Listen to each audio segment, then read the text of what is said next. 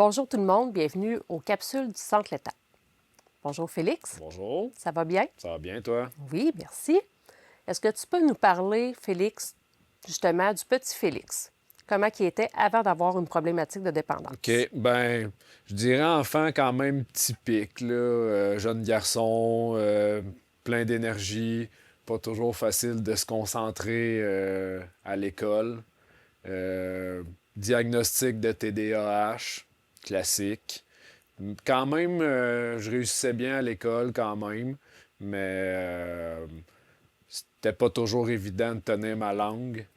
Puis sinon, ben, plein de projets, plein d'idées, plein de rêves. Puis pas trop de moyens concrets pour y arriver, mais bon, c'est ça, être un enfant Mhm. aussi, là. Euh, Fait que c'est pas mal ça. Adolescence, quelques petits tu sais, problèmes avec l'autorité. Qui- J'étais quelqu'un de curieux, je voulais essayer des affaires. C'est là que j'ai fait mes premières Oui. expériences aussi avec les substances, l'alcool, les parties, tout ça. Euh, mais ça s'est comme installé un peu plus vers la fin de l'adolescence, mettons. OK. Là. Ouais, ouais. Fait que là, quand tu dis que ça a commencé à s'installer à l'adolescence, est-ce que c'est devenu plus régulier? Est-ce que c'était rendu à tous les jours? Ouais, à l'adolescence, c'était pas mal à tous les jours. Moi, j'étais un consommateur de cannabis à la base. Fait que c'est vraiment ça qui était comme ma substance, là. Fait que déjà au secondaire 3 4 c'était comme fréquent, là, à chaque jour, plusieurs fois par jour, puis tout ça. Euh, Là, à un moment donné, moi, je restais avec ma mère, puis ma mère, elle était pas folle, là. Elle s'en rendait compte, là. Fait qu'à un moment donné, elle a vraiment, comme, elle m'a rencontré, elle a vraiment serré à la vis, puis tout ça, puis elle a dit, comme, tu sais, je veux que tu réussisses ton secondaire au minimum. Fait que, elle dit, si tu veux rester chez moi, puis continuer à aller à l'école, où ce que tu vas, puis tout ça, faut que tu arrêtes. Puis quand tu seras adulte, tu feras bien ce que tu veux, mais là, tu restes chez moi, tu restes sous mon toit. Je veux que tu réussisses tes études, c'est important. Fait que t'arrêtes tout ça, sinon tu t'en vas chez ton père. Puis mon père il restait dans une autre ville où que je connaissais personne. OK. Quand tu es adolescent, le cercle d'amis, tu sais, c'est super important, là. Fait que moi, ça me tentait pas de repartir à zéro ailleurs. Fait que à peu près à moitié du secondaire 4, j'ai tout arrêté sous ordre maternel. Nel. Je la remercie quand même aujourd'hui parce que ça m'a permis de finir mon secondaire puis d'entreprendre des études supérieures après. Mais sur le coup, j'étais pas super, j'étais pas super motivé, OK. mettons, parce que ça venait pas vraiment de moi là, à ce moment-là. C'était pour te conformer. Ouais, c'est ça. Fait que je l'ai fait. Merci maman. Après coup, mais sur le coup, j'étais pas content. J'ai comme arrêté peut-être 2 ans. Puis quand je suis tombé majeur, là, j'étais au cégep, là, j'étais un peu en mode bon, j'étais un adulte, là, je fais ce que je veux. Fait que là, j'ai recommencé, consommer du cannabis, boire de l'alcool, fréquemment quand même. Mais ça s'est installé progressivement, là. Tu sais, c'est bien rare que quelqu'un prenne une bière, puis le lendemain, il est alcoolique, là. C'était des fois, au début, c'était une fois par mois, après ça, une fois par 2 semaines, après ça, une fois par semaine, après ça, juste la fin de semaine, le vendredi, samedi, là, des fois, oups, le mercredi. Fait que tranquillement, sur peut-être plusieurs mois, voire 1 an ou plus, ça faisait son chemin, puis ça s'installait de plus en plus. Puis quand j'avais comme 19 ans à peu près, là, j'étais retourné un petit peu comme j'étais mi-secondaire, c'est-à-dire à tous les jours, puis matin, midi, soir, nuit, name it, Il n'y avait plus de limite. il n'y avait plus de limite. Ouais. Puis c'est quand que tu t'es dit, hey, là, j'ai un problème, ça marche plus. Quand j'ai eu 19 ans, comme je disais à peu près que ça s'est pas mal installé, un bout, là, ça marchait plus chez mes parents. Je suis parti vivre en appart. Puis là, j'étais en mode comme je fais ce que je veux, puis je vais tout essayer, puis je m'en fous. Là, tu sais. Fait que là, j'ai fait d'autres expériences aussi de d'autres substances, puis tout ça. Je rentrerai pas nécessairement dans les détails, là, mais tu sais, j'ai essayé pas mal d'affaires, mettons. J'ai eu bien du fun, mais au bout de quelques temps, là, ça allait plus pantoute. Là, j'avais plus d'argent, tout seul dans mon petit appart. Sur un down de je sais pas trop quoi. Puis là, à un moment donné, ça allait plus pantoute. Là, j'ai rappelé ma mère, puis j'ai dit... j'ai fait mes expériences, là. J'ai eu mon trip, mais là, je file pas, je suis tanné, puis je veux me sortir de là. Fait que ça a été comme la première fois dans ma vie, mettons, que j'ai dit, tu sais, ça va plus, puis je veux me replacer, là.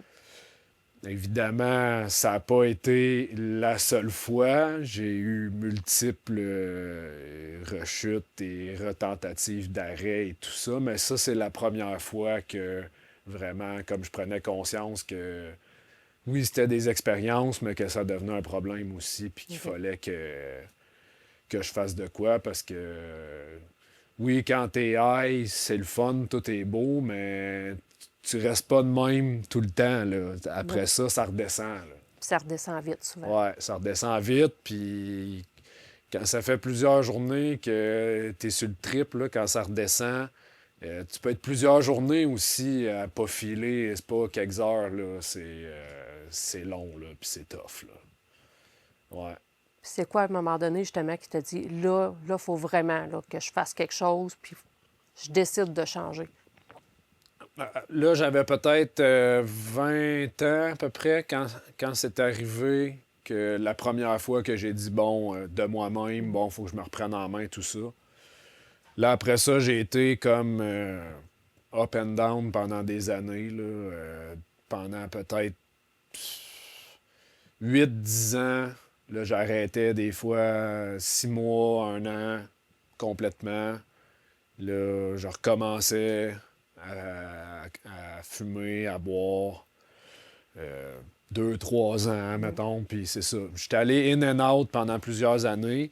Puis la dernière fois que là, j'ai pris ma décision,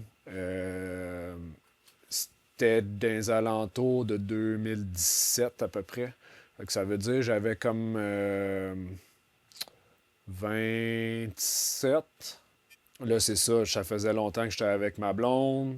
On commençait à parler de fonder une famille, tout ça. Puis là, ben, tu sais, ça fitait comme pu. Parce que moi, je suis pas un consommateur que je peux consommer comme à l'occasion ou socialement, là. Moi, c'est... Je suis all-in ou je me couche, là. OK. Fait que... fait que c'est ça. Fait que on avait parlé souvent, elle et moi, puis elle était super compréhensive, puis on avait parlé souvent d'essayer de modérer, puis tout ça, mais moi, ça marchait jamais, là. Fait que là, c'est en discutant avec elle de tu sais, qu'est-ce qu'on souhaitait pour notre avenir, puis tout ça, de fonder une famille, que on en a parlé ensemble, puis je suis venu à la décision avec elle que, ben, il fallait que j'arrête complètement. Puis toutes les fois que j'avais tenté d'arrêter, j'arrêtais seulement de consommer du cannabis et ou d'autres substances, mais je continuais de boire de l'alcool. Puis là, cette fois-là, j'ai appris de toutes les fois que j'ai rechuté, que j'ai recommencé, puis tout ça. Fait que là, cette fois-là, j'ai dit, là, moi, j'ai un problème de consommation. C'est pas juste le cannabis ou d'autres choses, c'est faut pas que je consomme. Puis je l'ai comme accepté que c'était tout, là. Que tout ou pas en tout, comme on dit. Fait que je l'ai accepté. Puis j'ai dit là, ben j'arrête, mais tout. Puis au lieu d'essayer de faire tout seul comme les autres fois, ben, j'ai décidé d'écouter ce qu'on dit souvent puis d'aller chercher de l'aide. Oui. Ben, j'ai décidé d'aussi aller chercher des ressources pour m'aider. Parce que, ben, de un, je me disais que ça peut juste m'aider, ça peut pas nuire. Puis de deux, je me voyais pas capable de le faire seul. J'avais plus la motivation, puis j'avais plus l'énergie, puis j'avais pas... j'avais pas le guts de le faire tout seul. Fait que j'ai commencé à regarder un petit peu pour trouver des ressources, tout ça pour m'aider, là. Puis justement, quelles ressources que tu as trouvées? Ben, je suis venu ici au centre L'Étape. Fait que je me suis informé un peu autour de moi, puis comme toujours, j'ai googlé, parce que je google tout. Fait que j'ai googlé sûrement ressources, dépendance ou rétablissement, des trucs du genre. J'avais déjà fait comme aussi des thérapies puis des meetings un peu par les autres fois, mais pas aussi sérieux, là, mettons. Fait que c'est ça, j'ai googlé, je pense, j'ai trouvé sur Internet le centre L'Étape. Puis, comme on parlait l'autre fois, pour moi, c'était comme un peu moins épeurant que d'aller un CSSS ou de quoi de même, parce que ça a le moins l'aspect comme hôpital un peu, là. Puis j'avais travaillé dans les organismes communautaires un peu aussi, fait que je savais un petit peu c'était quoi le genre, puis ça me convenait plus. J'étais comme, je vais commencer par là, j'étais à l'aise d'aller là pour commencer, puis après on verra. T'sais. Je voulais juste comme quelqu'un qui était...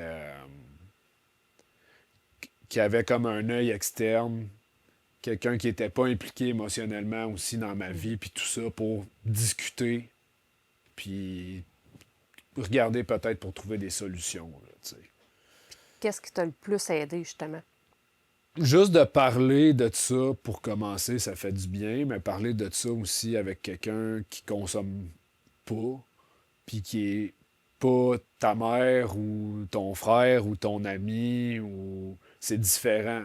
Parce que mille fois, avec des amis en état de consommation, on parlait d'arrêter, mais c'était c'était pas le contexte ou la bonne personne ou tu sais, ça accroche pas dans ce temps-là, là. Tandis que quand tu parles avec quelqu'un qui est là, tu sais, pour t'aider, ben c'est différent, là. La personne peut plus t'amener justement des solutions concrètes, des exercices, whatever, mais tu sais, de passer à c'est juste une idée à OK, mais qu'est-ce qu'on fait comme pour aller dans ce sens-là, là, tu sais. Fait que ouais, je dirais que c'est ça, d'en parler, puis d'en parler à quelqu'un qui est pas comme au centre du problème, là, Quelqu'un finalement. qui est neutre, qui a Ouais, une c'est vision ça. extérieure, dans le Ouais, fond. exact. Puis est-ce que tu as utilisé d'autres ressources après? Ouais, mais je suis venu ici au Centre L'Étape à plusieurs rencontres. 17, je pense que tu m'as dit que Après recherche. après recherche, je pensais pas que c'était autant que ça. Dans ma tête, j'avais comme peut-être 7-8, là, mais... Ça veut dire que ça a passé vite. Ouais, exactement. Fait que j'ai commencé par ça, puis finalement, j'ai été référé pour avoir une thérapeute externe. Je me rappelle pas du nom, là, À ici. Don Rémy, Ouais, mais le CSSS oui. ici, Au c'est... CIUS, de la MRC de Masquinongé. Ouais, c'est ça. J'étais allé là, j'ai eu une intervenante externe que je voyais aussi comme des rendez-vous, comme quand je venais ici. Fait que ça a commencé avec ça.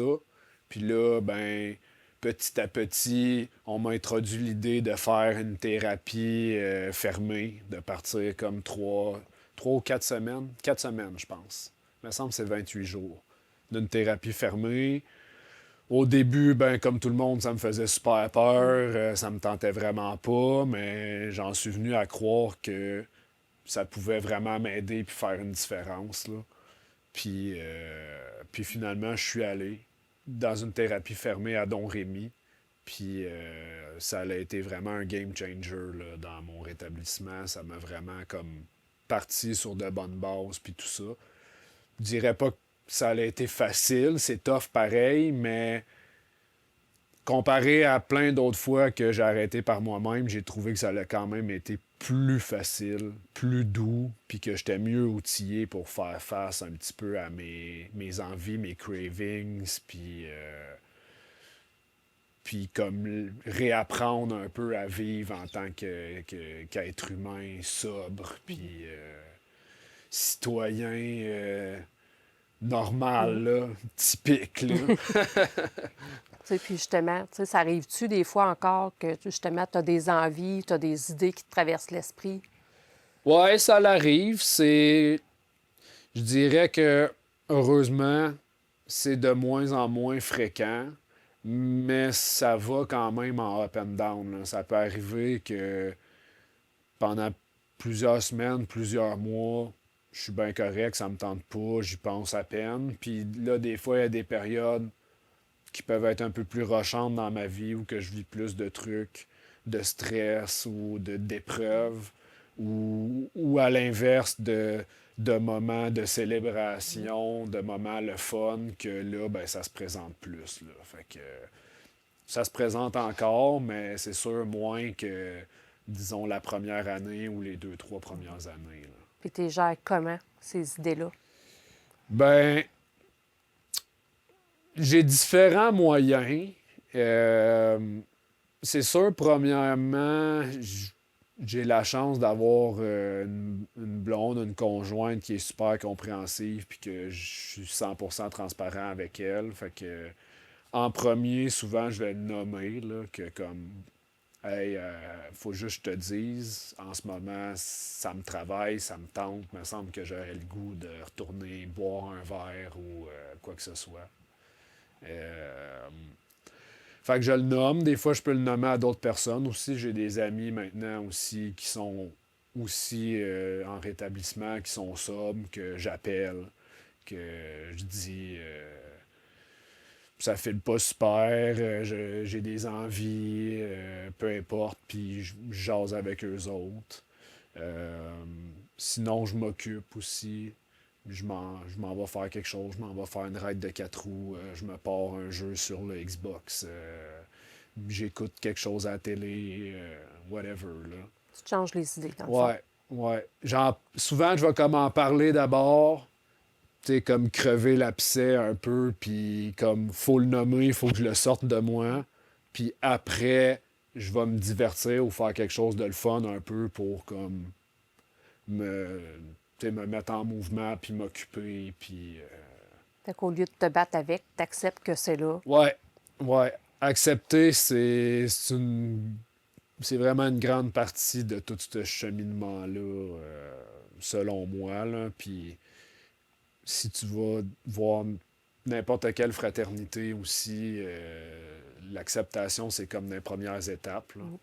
Fait que même encore aujourd'hui, je prétends pas être un pro du rétablissement ni de l'acceptation. Tu sais, c'est quand même un combat, je pense que je vais mener à vie, mais, mais j'essaye autant que je suis capable d'accepter ce combat-là, puis d'admettre que je suis impuissant, puis de juste faire de mon mieux, puis mais accepter que moi je suis comme ça, puis ça changera pas, mais qu'est-ce que je peux faire maintenant avec ça pour vivre une vie qui est quand même le fun, bien remplie, puis m'éloigner autant que possible de la souffrance, mais il va en avoir un peu pareil de la souffrance, mais bon, ça fait partie de la vie, là. C'est ça. Ça fait partie de la vie de tout le monde. Il Ouais. faut apprendre à la gérer différemment. Puis on parlait justement, de la dépendance, ça amène aussi des conséquences. Est-ce que ça a apporté des conséquences dans ta vie, mettons, plus marquantes que d'autres? Je pense que ce qui est un petit peu particulier avec mon histoire par rapport à beaucoup d'autres histoires de rétablissement que j'entends, c'est que j'ai pas attendu d'être au fond du baril pour changer ma vie puis me remettre comme sur le droit chemin.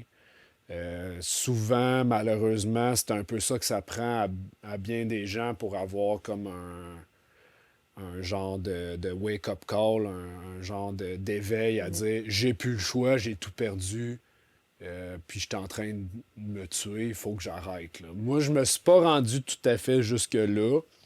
Fait que c'est sûr que j'ai eu quand même moins de répercussions que quelqu'un qui attendrait d'être vraiment au bout du bout du bout. Mais tu sais, je voyais que petit à petit, je m'en allais pas de même dans la vie, mais que je m'en allais de même, là. Fait que j'ai su comme reprendre les rênes puis virer de bord Mm. avant de me rendre là. Mais tu sais, j'ai quand même eu... tu sais, j'ai eu des problèmes avec la loi, j'ai eu des problèmes d'argent, j'ai eu des problèmes dans mes relations interpersonnelles, des problèmes au travail, des problèmes de toutes sortes un peu, mais heureusement, rien de trop grave, là, ni de séquelles, mettons, énormes. Euh, c'est sûr que je, je suis quelqu'un maintenant qui vit de l'anxiété, qui vit des symptômes dépressifs. Euh, Est-ce que je l'aurais été quand même si j'avais jamais consommé? Peut-être. On le saura Mhm. jamais. Est-ce que je pense que ça a pu peut-être accentuer ça puis me rendre aujourd'hui plus fragile un petit peu? Sûrement. Mais je peux pas vraiment le savoir, mais je pense pas que ça l'a aidé en tout cas, là.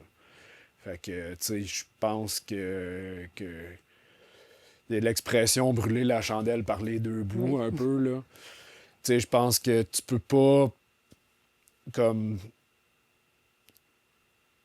consommer tout le temps, c'était des pieds égales, puis t'imaginer que ça n'aura aucune répercussion sur toi à long terme, là. Ça en a, c'est sûr. Après ça, à quel niveau, comment les mesurer, ben ça reste abstrait, là, mais c'est sûr que ça a eu un effet sur ma vie quand même. Mais j'essaie de me concentrer sur ce que j'ai, sur le positif, puis de me dire que il me reste plein de belles affaires pareilles, puis que de toute façon, si je me tape sa tête, puis je me dis, ah ben tant pis, je vais continuer à consommer parce que j'ai ci, puis j'ai ça, puis ben ça va juste empirer, puis empirer, fait que ça donne rien de plus, là, finalement, là. Puis à l'inverse, de quoi que tu es le plus fier? Ben, c'est sûr, c'est ma vie de famille un peu, parce que suite à tout ça, ben, on a eu un enfant dans la sobriété. Donc, j'ai une fille aujourd'hui qui s'appelle Maëva, elle a 7 ans. Puis, depuis qu'elle est née, son père il a toujours été sobre, il a toujours été présent.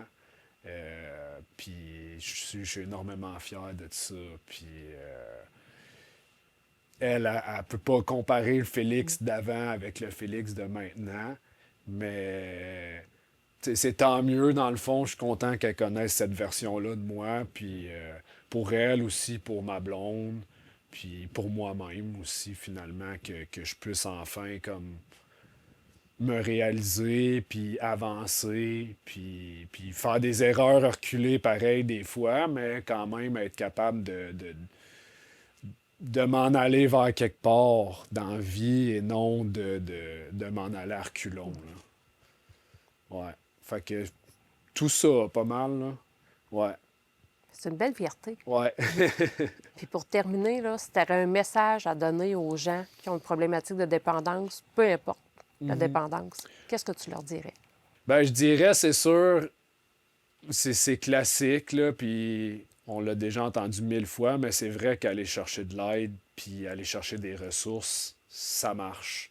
C'est c'est pas facile au début, puis des fois, il faut comme que tu piles un peu sur ton orgueil, puis que tu fasses des choses que tu n'as jamais fait.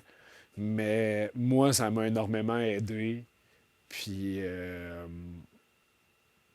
je pense pas nécessairement que c'est nécessaire. Je pense qu'il y a du monde qui ont d'autres façons de s'en sortir.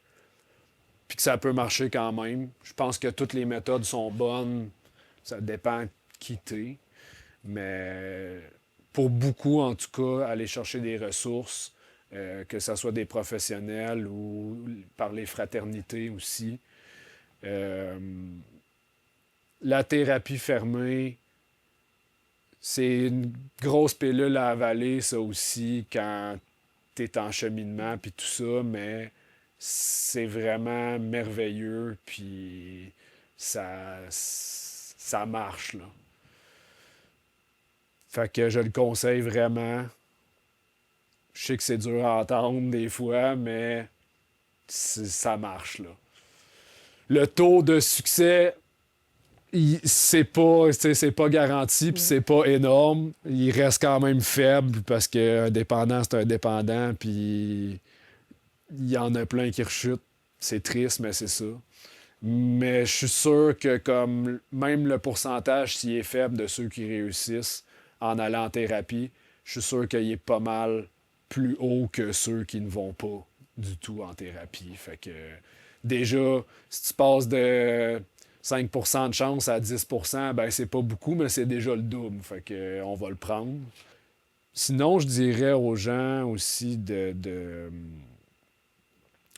authentique, puis de dire au monde alentour d'eux c'est quoi qu'ils vivent, puis qu'ils veulent s'en sortir, puis qu'ils ont besoin d'aide, puis... parce qu'on peut être surpris quand même de la réaction des gens, puis même des fois, dans notre travail, d'en parler comme à notre patron ou quoi que ce soit, quand on est en cheminement. Tu sais, on a tendance à tout garder secret un peu parce qu'on se cache quand on est un consommateur pour consommer, puis on veut pas que ça se sache, puis ci, puis ça. Mais quand que vous êtes en train d'essayer de vous en sortir, essayez de comme tendre la main aux gens, puis leur dire les vraies affaires, puis leur dire que tu es en train de faire un cheminement vers la sobriété parce que ils peuvent comprendre, ils peuvent t'aider, puis aussi c'est comme si tu prenais un engagement envers ces gens-là en leur disant la vérité puis en leur disant que t'es en train d'essayer de devenir sobre. Fait que gardez pas ça secret, dites-le, le monde, ils vont vous donner la table dans le dos, ils vont être fiers de vous, puis vous aussi, vous allez sentir que comme vous avez un engagement envers ces personnes-là de continuer de prendre soin de vous puis d'aller bien. Merci beaucoup, Félix, pour ton Ça fait témoignage. plaisir. Merci d'avoir été avec nous.